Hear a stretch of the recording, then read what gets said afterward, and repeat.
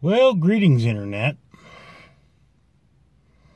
I'm again struggling to come up with something to put on this channel, and here you are being such wonderful people and listening to my dribble. I appreciate that.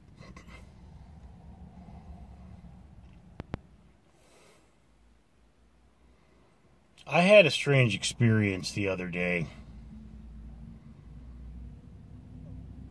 See, I was about to be relieved on duty at a woman's emergency shelter.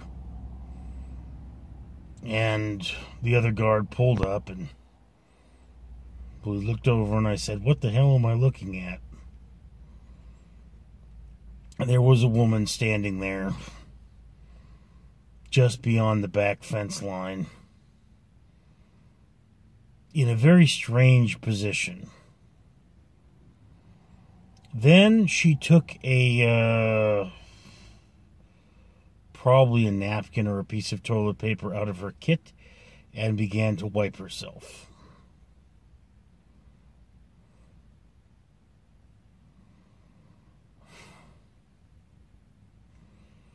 Right in front of, or in back of, a homeless shelter for women with beds available.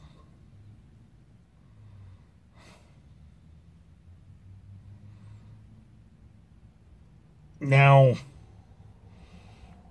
from my understanding, we cannot just let anybody in to use the facilities. She would have to be brought in by a police department, who basically, the police department has the right to bring people to a shelter at any time. We reserve beds for them.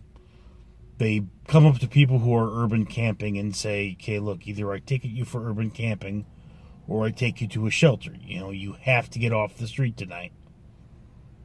And if I ticket you, I arrest you and you're going in." Okay.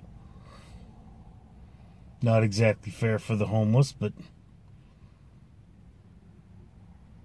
Now, or this woman could have contacted what's called CityNet in Anaheim.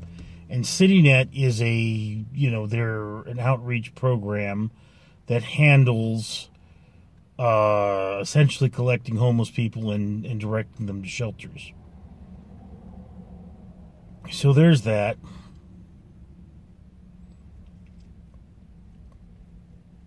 I mean, it was a very bizarre situation, and both I and the other guard swore we would never discuss it to each other again. I, of course,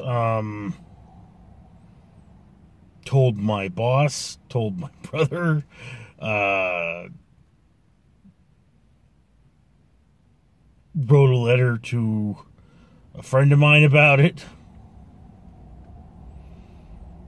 And then I drove home, like nothing happened. And on my drive home, I saw this big plume of smoke.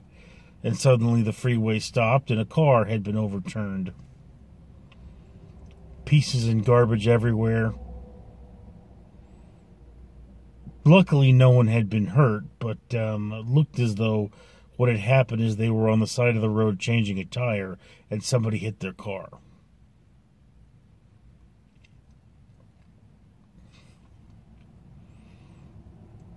And I sat there and I thought about it for a moment and realized that the entirety of my day was defined by 30 minutes. No, 45, about 45 minutes of time. From the moment I realized what I was looking at the shelter to the time I got home, or at least past the wreck on the freeway. Now here I am.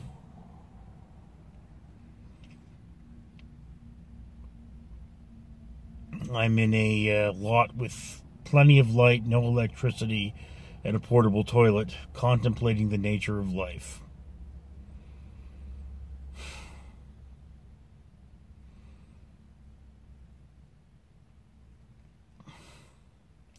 I could have been part of a pileup.